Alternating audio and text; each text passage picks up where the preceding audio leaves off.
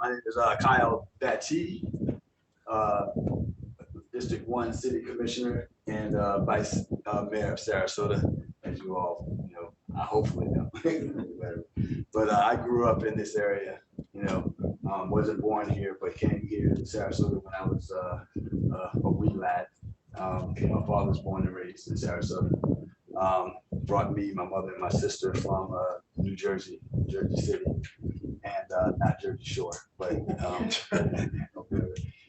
brought us here when I was a kid. So I grew up in this area, grew up in every neighborhood in District 1. So I grew up on, Central Coconut, Bayou Oaks, right across the street from the dog track, Gillespie Park, town. So I'm quite familiar with the area of District 1. And, even Sarasota, was initially going to play basketball. And got roped into modeling or whatever for the New York, doing that for 15 years or so or more. Made my way back to Sarasota. I've been back for about 10 years now. Worked in the hospitality industry, opening up State Street and different places in downtown Sarasota. So, like I said, I've always had an affinity for the neighborhood in which I grew up in. So to leave Sarasota and to come back to the place in which you grew up, means a great deal to me. And how I came, by the position in the station that I find myself in today is, I've, asked the possibility of running for commissioner of District 1 because, that I felt that there was a need for some change, what happened, and some fresh ideas and a new perspective. And a fresh voice was what I ran on. And so, as a number of you, Richard and Pamela Mones, David Lowe, Patrick Gannon, and so on. I met with quite a few people in the Rosemary district at Overton when Overton was there. That's where I set up campaign headquarters. And as I said, to be doing that during a pandemic is rather tough. But the Overton was a perfect place in which to do that because it was open air and you could be respectful of people and their positions and so on. So we did that, and I was always asked why would I run? And it's, to me, it should always be to make a difference. I talk about my position on the commission, and the one thing that I always speak of is, and I think a lot of people have come to know me or whatever, that I'm pretty neutral in my perspective on things. So when I was asked about running, and I had to ask myself, why would I run? I said, you know what? Because I can never question, never talk about. I can never say, oh man, if I was there, this is what I would do, or I would do that, or whatever. Because when given the opportunity to do something about it, I chose not to. So I chose to do it. And that's why I ran. And, we worked to get here. So, and as I said, like my position, a lot of times I swing things on the commission, but I try and do so from, like I said, from an open-minded position. Get information, I vet it, I run it through various sources and filters and so on, be it our city manager, deputy city manager, a number of people that I speak to in the community about whatever topic it might be or whatever. And I form my position, but when I get into our city commission meetings, I'm never rooted and cemented in that position because I want to listen to both sides and listen to what everyone has to say, so that I'm very clear and then I'm operating from a place of clarity in terms of what we're actually talking about to get to where it is we need to be. So, you know, I don't operate with an agenda. I'm sorry, David, but I don't operate with an agenda. I don't at all. I don't cater to the special interests of this person, or that person, this group, or that group. That's not my thing. I just operate for what it is I think is right. And so I'm sorry, David. I mean to no, Vice Mayor, that's a great segue into. Let me just kick it off with a question. There was a very important and interesting discussion about the comp plan and inclusionary zoning at Monday's meeting. I learned a lot. It was a lot of information. Those changes to the comp plan, zoning text, inclusionary zoning are immensely important to our city and to our greater downtown residents. And two questions. One, your overall thoughts on how that conversation came out, and a timeline for additional consideration of those critical areas. What are your thoughts on how the discussion came down on Monday? Thanks for that question, David. As we know, with anything that we do or we vote on, especially when it comes to the growth of the city, that it's going to always include the comprehensive plan. Okay, this is a sort of like a moving target, to be honest with you, because it's ever evolving as the city grows and as it evolves and as it changes and so on. We have to constantly be mindful of that, or whatever. But yet at the same time, we should never want to lose sight of what makes Sarasota Sarasota, and keep it with its characteristics, its charm, and its overall character. Now, David was talking about the whole idea of inclusionary zoning. The reason why we find ourselves in this situation where we're actually talking about inclusionary zoning is because of the situation with affordable housing. This was a conversation that wasn't sort of necessarily brought up before the pandemic or whatever, but to be honest with you, it's vital. The city is changing. It is evolving. People are moving here. And we're talking about the people that are actually here right now. So when we're speaking about this, particularly when we're talking about affordable housing and as it pertains to inclusionary zoning, a lot of that has to do with this housing market, real estate, and how this whole thing came about. And that is, people have to sort of honestly take responsibility and look at it for themselves and without part of the role that they're playing as well. And that is that we lowered the millage, say a year or so ago.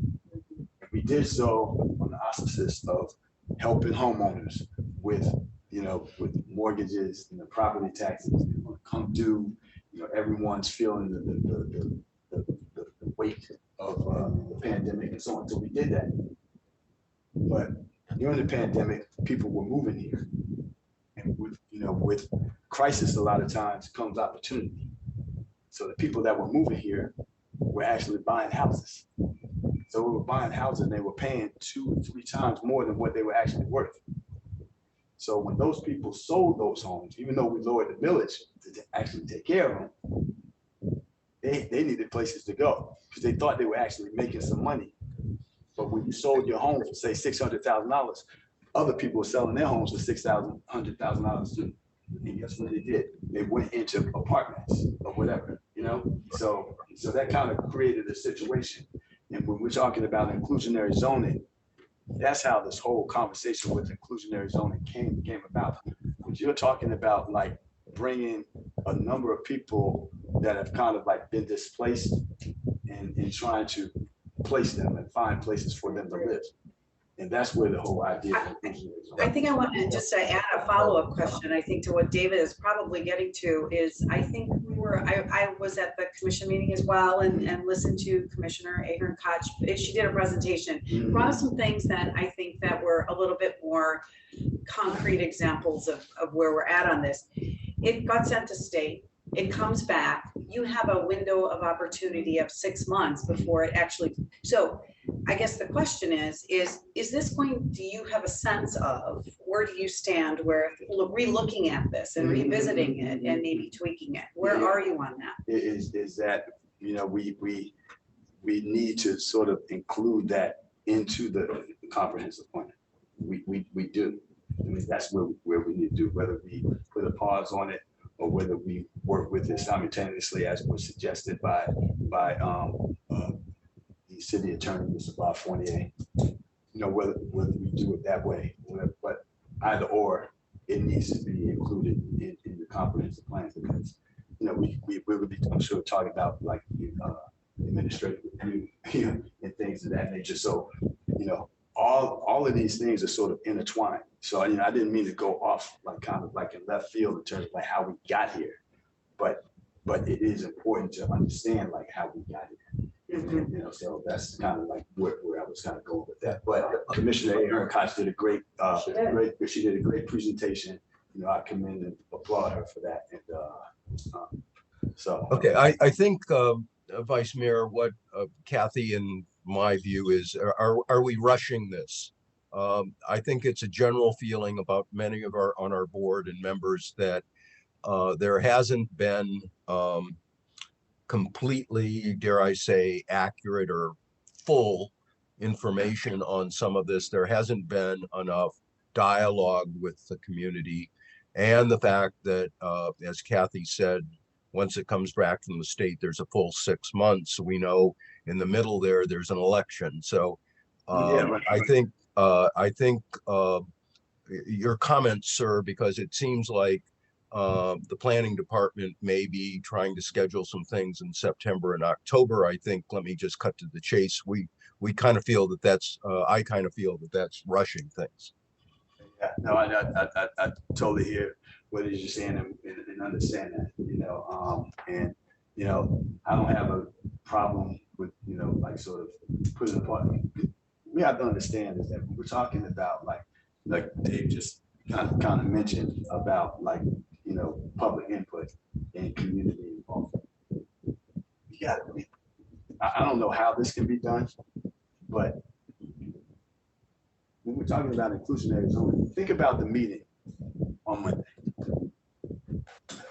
There was like hardly anybody in that audience who inclusionary zoning would actually, you know, like affect, or who it was for, you know, and that's what we need. We need, you know, like community involvement. We need community engagement. We need people who, I mean, these decisions that we make actually affect their lives, and we need to hear from them. And like Monday, when we're talking about inclusionary zoning and so on, we're just hearing from one side, you know, of the table, or whatever you want to say. And I'm not saying that it's bad by any stretch of imagination, but the people whom it actually affects and the people who it's actually for, they weren't there, and they weren't active participants. They didn't come and voice, you know, how this affects them. That's kind of like an issue. I don't have a problem, you know, pausing it or you know, sort of like working it in simultaneously or whatever. But we have to like get, you know, like everyone to the table so that their voices can be heard. And it's not, you know, it's no one's fault. It's just that, listen, just as I said, like I could never sit and complain and say this if I didn't get involved. Right. So like if you're talking about, you know, how affordable housing affects you or whatever, well, we need to hear that. You know, if you talking about how inclusionary zoning affects you, and it affects your family, we need to hear that. You know, we need to understand it, just like we did with the U.S. recycling situation. We actually heard from the community. They spoke before the commission. So how are we to make decisions on things that are actually going to affect you and you be happy with it if you don't participate in it? That's what we need to engage in. Yeah. Patrick, I think you're having served on the planning board. You and a couple other board members know more than me. Do you have any follow-ups for the vice mayor on that? I know you and I had some direct involvement with Marlon and Steve Cover and have some additional plans. So maybe you could share that with the vice mayor. I think I appreciate what Vice Mayor is saying. It's right in line with, I think, what we were trying to do back in the first part of this year. And the reason the board took exception to that comp plan amendment back in May was the lack of public input and the fact that downtown was excluded, as Mr. Fournier put it, made it a deficient process. And therefore sending that stuff to the state would have made that whole process deficient, which you want to avoid. So we agree that there's need for more of that. We've been trying to reach out to Mr. Marlon Brown and to the Steve Cover to have more like seminars, charrettes, and target those groups. I thought that Monday presentation, for a city commissioner to sit down there and bring in her handwritten notes, etc., was very powerful. And it brought out facts that we had not been told, such as just because there's a ceiling, 25 units an acre, in the future land use comp plan, does not mean that's the floor that the developers get by right. And that was a whole different perspective. And if we had been given that perspective back in January, the dialogues would have been much different. So I applaud you for helping to make sure that the staff does look at the inclusionary and figure out how it's balanced and target. Because obviously, as was pointed out, what happens on the North Trail versus down in the shopping centers versus downtown affects people differently. And every one of those communities has people who have knowledge, and that knowledge needs to be put on the table that says, yeah, but what if? And when this occurs that we have in our community, how is this going to affect? So that's why the community workshop process needs to be revised, because it should be more timely and more meaningful. Timely means you don't do a community workshop 1 week before you submit your comp plan amendment. How many edits get made in that 1 week? So that's where I think the dialogue is. Anything you can do to help move staff, support that. To your point, talking about those that have knowledge, and that knowledge only comes from experience. So we need for you, whoever that might be, these things like affect your lives. Understand, like the decisions that we make, particularly when talking about this issue, like I have to look myself in the mirror and make sure that the decision that I made was the right one. Trust me, I do it all the time, and that because I have to live with it. So if I have to live with the decision that I make, guess what? You have to live with the decision that I make. You know what I mean? So we need that engagement. Yep. And thank you. In the interest of Peter, please ask your question, please. I just want to make sure that you know that what you do, you have to get it right. Yeah. You're not going to have a second. You're not going to have a second time at this. You're going to put it in the comp plan. It has to be right. It has to be measured. It has to be contemplated. It took us 13 months and a first reading to get the sit live ordinance as far as it did, and suddenly it was pulled off because somebody thought it wasn't done right. Apparently, I don't know really why it was pulled off, but using that as an example, we did public hearings. We had public input. We had letters. We had people meeting throughout the city about sit live in small groups and feeding it back to the commission and the staff. And apparently, after 13 or 14 months, we may not have gotten it right. I don't want that same thing to happen to this because we need to speed it up. Because we can amend the comp plan. we have this 6 months, Yeah, yeah, but you right. can amend the comp plan in the future as well, Yeah, yeah, it's gonna take you a little more time. Yeah, and that's what we. And so I don't think you have to put a timeline, we have to have it done by September or Right, October. right. If we don't get it right, we need to spend the time to get it right. That's correct. And a question in the back from Bob Perillo, please. Yes, you mentioned US recycling, and I have the recording and I haven't listened to it. But what's your sense of how that project is going to go? Gonna play out. Yes. Yeah.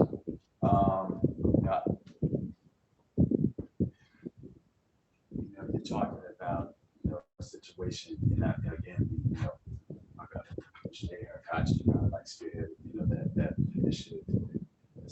Which is kind of, as I said, it's tough for us commissioners like to sort of be involved in the same thing because of sunshine law. So we kind of left one, like run with it. But I think, to be honest with you, that Monday's presentation from the community, again, community involvement and participation was powerful. It was impactful. And the community comes out and speaks like that, way in which they did. I think it will open up dialogue. To be honest with you, to answer your question, I think we're like headed in the right direction with that. So, but we'll be keeping you abreast, like how that's coming along. But I think there are some things that even in a short time that kind of like spawned some dialogue, positive. So, yeah, like I said, I mentioned eminent domain.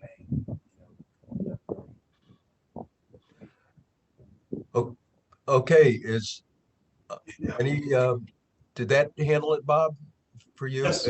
Any, Roger, Clark, any other comments? I may have one more, but please chime in if you've got something. The final thing I will add, Vice Mayor, is 3D modeling. And that is back to the comp plan and so forth. And I was so pleased to see that being included in the budget to help us visualize some of these changes that may be being proposed. So I think it would pay for its weight in gold to move ahead. Now, the question is, it looks like there's some money in the budget. The question is that enough? And is the commission and staff assigning that an appropriate priority? I would think that if there was ever a time to fast track something, that would be a potential project that could be of immense value to our community. Your thoughts on that? I thank you for that question, David. It's kind of an inside question. Me and this young man had had a conversation about this like quite a bit, about modeling and so on. And we come to the conclusion that it is. I love sitting down and having a conversation, with David and call me young man and getting his thoughts and ideas in terms of like where we need to go, in the future of Sarasota. And he mentioned something like where the budget was concerned, it should be one looked upon as desperation, but one that's looked upon as opportunity. And this is one of those opportunities that I think that we can undertake and push forward. I think we do have money, in the budget for that, David.